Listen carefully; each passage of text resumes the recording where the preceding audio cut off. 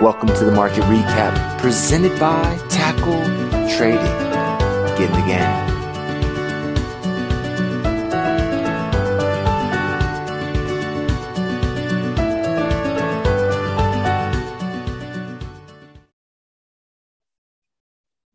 Good afternoon, Tackle Traders, and hello, YouTube. This is Frank coming to you with another market wrap-up, this time for August 8th. We're sitting on a Wednesday. Fairly dull day in the market unless you were in the crude or natural gas markets, some big movements over there, but kind of one of those days in the market, pretty flat for the most part. But let's kind of see where the day took us. Of course, last night Disney did report its earnings. After the close, they missed, nothing huge. I mean, they typically don't move a ton. We're down about 2% on the day, but nothing too dramatic. No huge S&P 500 companies coming out before tomorrow. One thing I thought was interesting, though, and this is why I always kind of go through this process, is I was just kind of looking at who came out before the market opened, and Michael Kors company, KORS, were one that came out. And you can kind of see here, just taking a quick look at this little snapshot chart, they actually gapped up through a pretty significant level of resistance. And it looks like that might be a little bit of a potential breakout opportunity. Generally, I like to see it simmer down a little bit. I'm not much the type of guy to jump in the day after a gap as a general rule. But I did think that was interesting. That certainly, again, I say a lot, breaking through resistance is technically speaking a breakout, regardless of whether or not I think it's worth taking a trade on it. It is still a breakout. So I thought that was interesting. I actually ran into Kors a couple of weeks ago as I was kind of scouring for some breakouts, but then I saw they had their earnings yet to report. So I was thinking, well, I'll just have to see after, but kind of interesting, at least to me.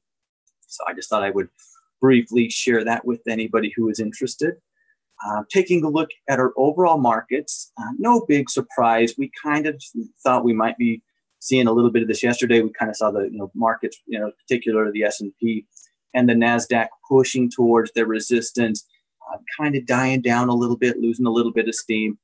We really kind of continued that today within our NASDAQ, just another little doji right below that resistance level. Not terribly shocking. I don't think it should be, at least. Very similar with the S&P. Remember, we're right at these major levels of resistance. It was easy to be a buyer late last week or even early this week when we had room from where we were to where that resistance is. But as a trader, I don't know about you guys, but I would never buy this close to resistance, because if I do, the only way I win is if I break out, right? And I'm not saying that can't happen, but I don't want to put myself in a spot that I have to break resistance to not lose. That doesn't seem like the best way to go about trading to me. So I'm not surprised that the buyers have really trickled off. I want somebody else to push us through that, and then maybe I'll join for the ride. So in the Dow Jones, a little bit of selling here today in the Dow and the Russell. Nothing major or anything along those lines. Continue to hold our breakout, but definitely can kind of see that the market looks like it wants to be taking a breather right now. Interesting on the Russell, we kind of on the intraday sold off to about that old breakout point or that old support level, caught as a little bit of intraday support and rallied back up, once again closing within that same trading range that we have been looking at. So not too dramatic of a day overall. Within our broad markets, as we kind of thought, kind of a light news type of a day. So taking a look at our sectors, a couple of weeks ago when we started, kind of talking about this, this triangle pattern that was forming on this ETF, I was excited for it to break out one way or another. That's kind of what I was thinking at first. Let's break out of this, and then I can get a clear direction. But as the weeks have gone by, I've kind of fallen in love with it. It is so responsive to those trend lines. Tested up, the upper end on the intraday yesterday, immediately sell off, show some downward movement, even tested a little bit on the intraday today. A few days ago, after that big gap to the downside, huge red candle, get to the bottom and turn right around. I'm really going to miss this when it's gone. It has been so darn responsive to that little trading range. So but we are still kind of near that top end. So, but we're tightening up. Again, I say it a lot, and I'll keep saying it till it's over. Every day that passes, we are tightening more and more and more. That's for sure. Taking a look at energy, of course, crude really had a lot of selling today, so no big surprise. A lot of weakness in our XLE energy ETF. Overall, nothing has changed, and this is why, when I'm sideways, if I'm not coming in or building a trade at the edges, I like to leave things alone, because of course we're just dancing back and forth in the middle, right? As we said it a couple of days ago, we can say it again. You probably are, whether you're betting on resistance holding or support holding, really your pattern's intact. Nothing really has probably changed your opinion from a technical point of view as we continue to hang out within this same old trading range. But definitely some selling today within that sector for sure. Our financial sector was able to build off of yesterday and show another positive day above that breakout point. Financials and tech were the biggest winners here today within the market. So we were able to get a second day of confirmation on that break, continuing to be pretty bullish in the financial sector. Industrials had once again still right below that resistance level, haven't challenged it, got too close to it just yet. I mean, we're closing in for sure, but we have a little bit of wiggle room between here and there. So nothing really changed technically. Again, we know resistance. We know our previous swing level of support, and we have to let this one fight it out. I think, at least that's my take on it. We'll see. It didn't seem like it was too big of a deal for financials to push through resistance. We'll see how industrials is able to hold up if they get their chance again. Again, NASDAQ was, one of our stronger indexes, although nothing major.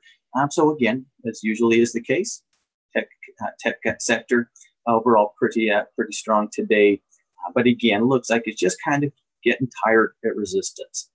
And that makes perfect sense to me. Getting a little more into a pullback on our staples. This is definitely interesting. 2 days of selling into some moving averages, just a little bit above that 200-day moving average.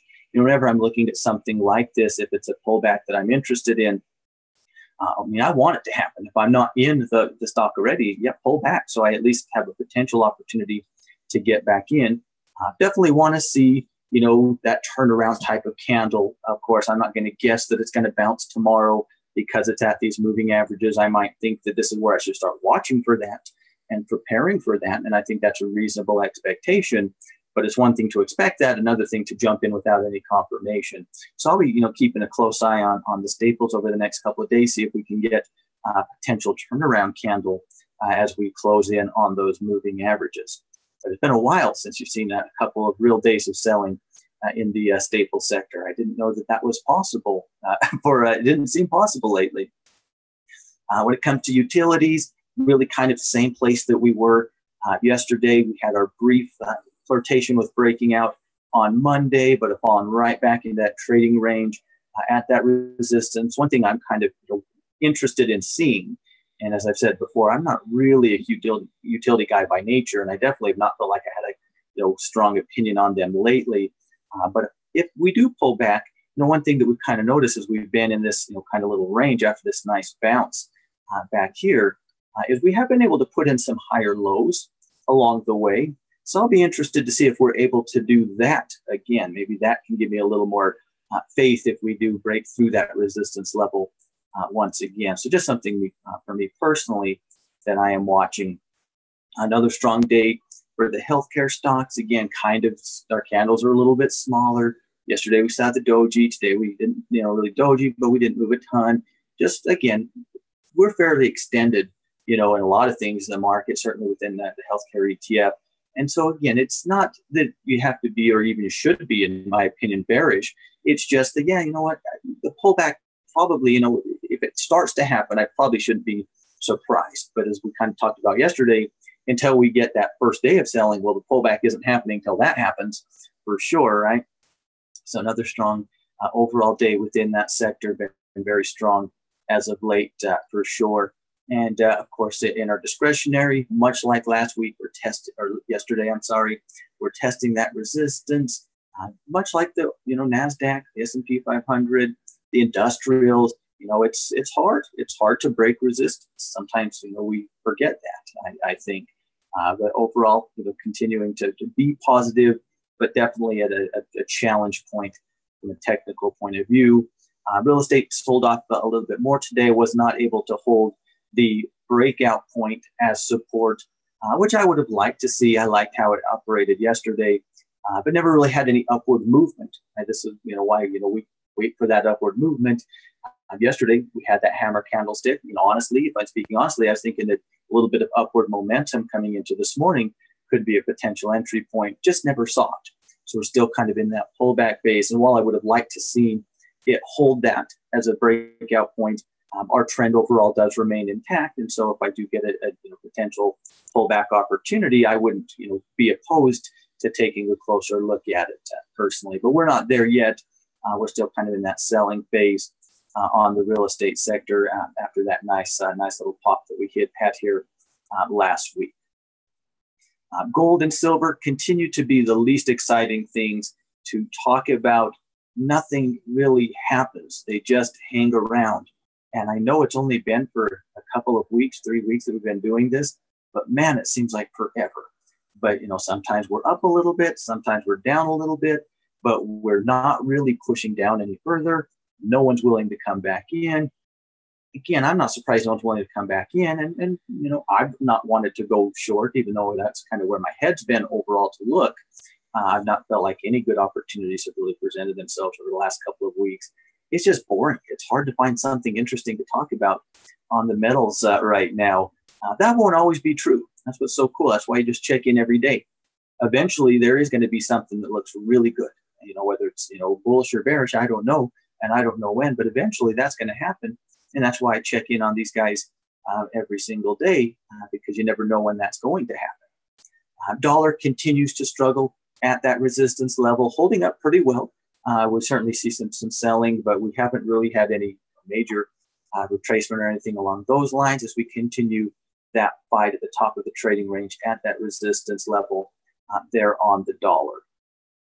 Natural gas continues its onslaught, its bullish onslaught going into tomorrow. Now, remember, we do have our EIA report for natural gas tomorrow. That will be something to keep an eye on, and that can, derail or not matter, or can, give this yet another push. You never know how things are going to respond to events. We just can say, hey, this event is tomorrow, or is today, or whenever it might be. Let's, be aware of it so we can, act accordingly.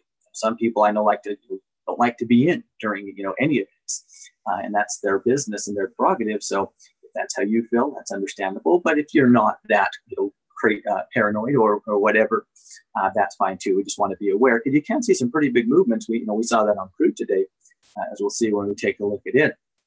But very strong. Natural gas definitely can be a mover. Working into that $3, not too far away from that nice round $3. That's been a little bit of a resistance zone for us. So keep an eye if you are a natural gas trader on that report tomorrow. That certainly can impact the natural gas market, no doubt about it. Crude, a ton of selling today, down, I believe, over 3% on the day following the EIA report, and there's some fears on tariff stuff with U.S. and China kicking up another notch. We've really been struggling in that 70. That's what we've been complaining about the last week or so. We're not going to have to complain about that probably for at least a couple of days. I'd imagine that it would take at least a couple of days to get back there if we ever do. But definitely a ton of selling within the energy market, within the crude market today. Certainly, and most bullish traders, I was talking to today, have jumped out of their bullish positions that recently came in off of the floors for whatever that's worth. They kind of either hit stop losses or manually exited the trade. I can understand. And that's a pretty rough day at the office for crude. We'll have to reconvene here tomorrow, see how we respond the day after that selling, because that is that's a lot of selling for crude. So that's where we find ourselves in our sectors and our commodities and our indexes.